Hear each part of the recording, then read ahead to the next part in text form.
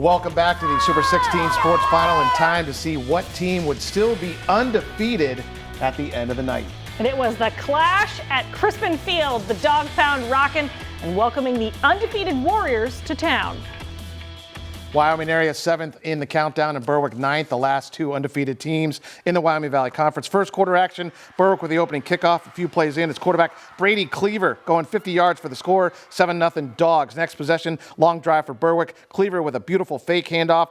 Takes it himself 13 yards in for the score. They're up 14-0. Third possession, Berwick on another long drive threatening to make this game a blowout, but they fumble at the 11. It's recovered by Wyoming area's Donnie Miller. The very next play, quarterback Jake Gravine looking long towards Luke Kopechny, leaps over the defender, has the ball, and he is gone 89 yards for the touchdown. How the momentum has swung 14-6 as they go to halftime. But the Bulldogs start the third quarter by grabbing the momentum right back. This touchdown from Ty Wilkerson from 3 yards out makes it 21-6. Then Wyoming area fumbles on their next possession. It's picked up by the Bulldogs at midfield. 3 plays later, they hand the ball to Gavin Galudia, the junior running back. May only be 5'9", but he has no problem finding the end zone from 43 yards out. That makes it 28-6 Berwick. Wyoming area scored a touchdown to start the fourth to pull within 15, but then Wilkerson breaking tackles down the far sideline. He's gone 51 yards, and Berwick candles the Warriors 35-13. Dogs go to 6-0 with the win at home over Wyoming area. Here's the Dogs talking about the big win tonight. I mean, when they're keen on him and we come off with a quarterback keeper, it keeps them on their toes. It keeps them, not looking always to tie me. So I think that helps us a lot. They're going to the opposite side on the fake to tie me. I mean, D1 running back, when you fake it to him, they're gonna go with them.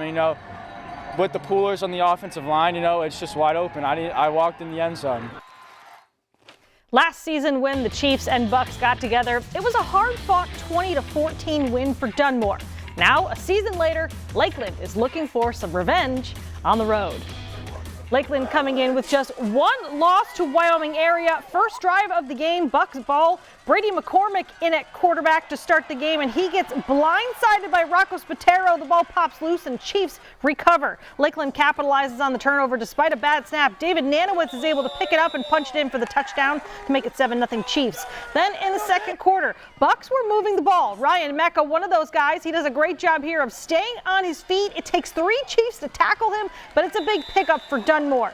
A few plays later, Brandon Mecca gets the ball and tries to get it across the goal line, but the ball comes out. Logan Miller lands on it for a Bucks touchdown, and the game is tied at 7.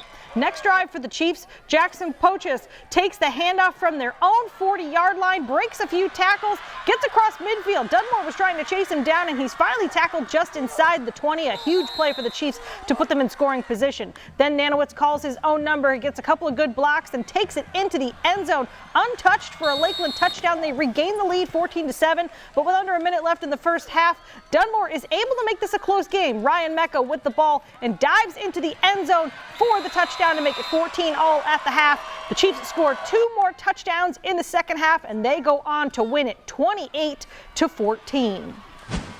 Big win by the Chiefs on the road. Congrats to them. Number 5, Jersey Shore, making the short trip down Route 220 to face the Millionaires of Williamsport. Scoreless game through most of the first quarter. Quarterback Nolan Pauling flips it to Bo Seacrest. Seacrest passes midfield and pushed down after a pickup of 10 for the first down. Then Pauling keeps it himself as he bolts for the end zone. He's in, and Jersey Shore takes the 7-0 lead on the Millionaires. The Millionaires working with a long field quarterback, Tevin Williams, facing pressure, leaves one downfield, and Ashton Thomas is there to make the catch.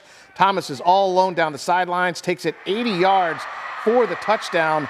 Williamsport trails it, though, 14-7 after the PAT. A couple plays later, Williams drops back the snap. He picks it up and takes off. He'll try the left side here first. Calls for the blockers, has the sideline, might be our play of the week. Goes back inside the numbers, and with green grass in the end zone ahead, the Millionaires score, now trailing 21-14. The Bulldogs keep biting back, though. Pauling gets through the middle of the defense, able to outrun everyone. He takes this one 60 yards for the touchdown, and number 5, Jersey Shore. They win it 67-40 over the Williamsport Millionaires. Here's Eve Hernandez on the Dogs' big win. I think we came out slow a little bit, but we really started to step it up, a little finger pointing, but we came together at half, and we know what we can do, and we definitely went out and did it. Giving up 40 points is not acceptable, and that's not what we stand for, and that's not what we want to do.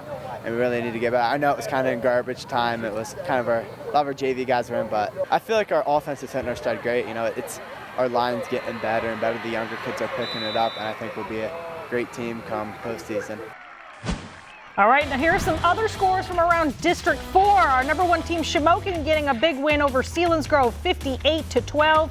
Number 11, Mifflinburg, also getting a win, 49-7 over Milton. And Southern Columbia rolling over Danville, 41-21, the final.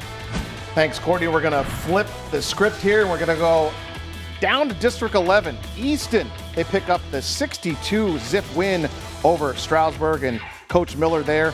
Northampton 54-0 over Pocono Mountain West. The Panthers started early but now facing some tough competition. And Blue Mountain, how about the Eagles? They double up Palisades and they win at final score 42-21.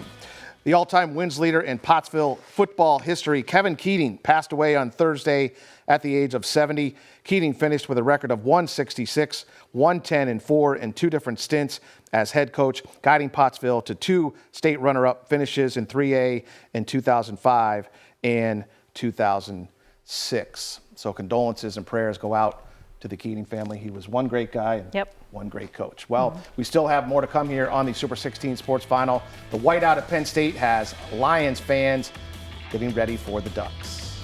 And our sports finale when the Super 16 Sports Final comes right back.